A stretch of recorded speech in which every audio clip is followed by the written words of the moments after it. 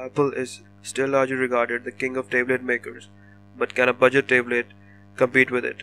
I am Sahil Sethi, this is TechTube, and this is the new Xiaomi MiPad versus the iPad mini.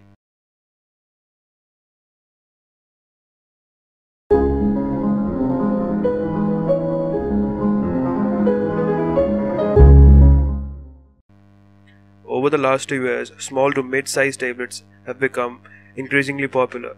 They're as useful as the larger counterparts and can often go where 10-inch tablets cannot. There is a wide array of models from various manufacturers. However, the main frontrunner for quality tablets is Apple. Can this budget-friendly tablet compete with the top dogs? Let's find out. Externally, these have a lot in common but have a considerable amount of differences as well. Screen size, for example. Both of these devices support a 7.9-inch display. Both devices measure around 200mm tall, but the MiPad is 2mm longer and 1.5mm wider, but the iPad mini is 1.3mm thinner than the Xiaomi MiPad. The iPad mini is also 52 grams lighter. Both these devices are similar to hold in one hand, but the materials used are also quite different.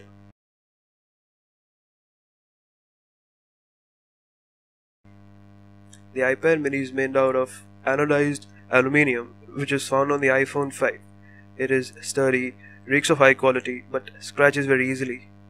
The Xiaomi MiPad is composed of high quality plastic, which is also very sturdily built and doesn't give the impression of a cheap tablet, but it is not built as good as the iPad mini.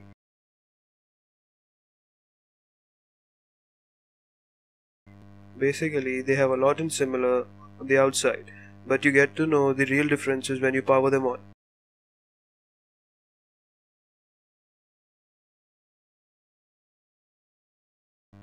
Let's now check the boot up test and see which one boots up faster.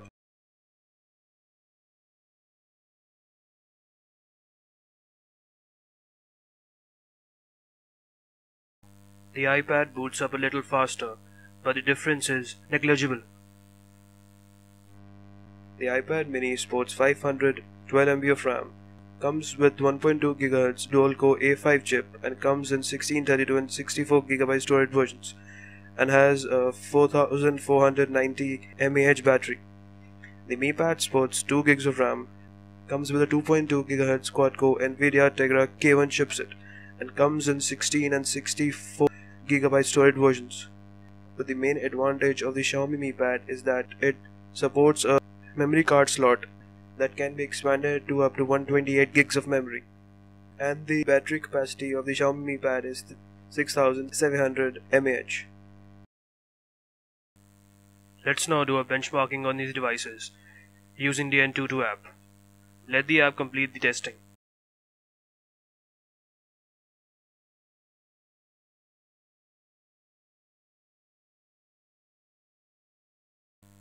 The Xiaomi scores a whopping 48,231 and the iPad just a mere 14,808. But these scores don't tell the whole story. Let's find out more about these devices. The iPad offers a display resolution of 768 x 1024 pixels for an overall density of 162 pixels per inch. The MiPad comes with a resolution of 1536 x 2048 pixels for an overall density of 324 pixels per inch. Obviously, in terms of clarity, the MiPad takes the cake. It is considerably clearer, sharper, offers deeper blacks, wider viewing angles. So the MiPad takes it in terms of the screen, but the build quality title goes to the iPad.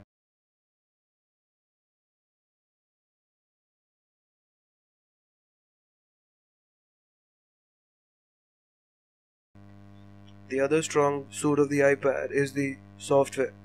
It is currently running on the iOS 8.3, which is the latest offering from Apple. The MiPad comes with Android 4.4.4 KitKat, running custom MIUI 6.4.2. It feels a lot like the iOS.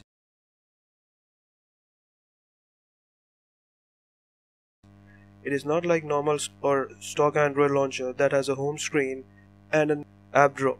The UI on the MiPad is quite similar to iOS and both work quite well. In terms of software, these miniature tablets come to a draw. Both these tablets perform quite well in terms of day-to-day usage. Apps open up quickly.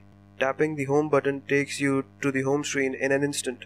Even switching apps happens very quickly, so does changing of orientation. But if we circle back to the specs, there is a logical reason why the MiPad outperforms the iPad mini. The A5 chip in the mini performs very well in day-to-day usage, but graphic-intense games tend to bog the tablet down, causing some drops in frame rates. Not many applications can be kept in memory because of the low main memory of the iPad mini.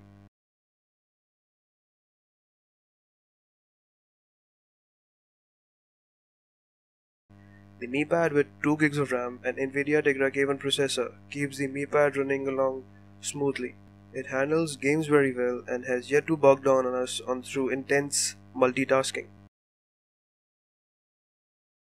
Battery life is fairly comparable as well, with 4490 mAh on the mini and 6700 mAh on the MiPad will power you through a full day of use pretty easily. Their standby times are phenomenal, only dropping 3 to 5% battery over 24 hours of inactivity. But for heavy usage, you might want to keep a charger with you. In typical usage circumstances, they'll need to be charged in around 1.5 to 2 days. Both these devices perform very well while browsing the internet, and there is no lag whatsoever. Chrome performs equally good on both these devices. Zooming in and zooming out works flawlessly. Surfing the internet is a treat on these devices.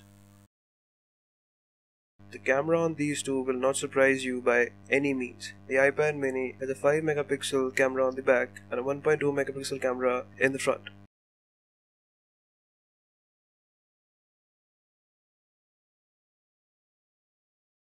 The MiPad has a 8 megapixel camera on the back and a 5 megapixel camera on the front. Both of these take decent pictures, but the iPad lacks contrast, detail, and color reproduction.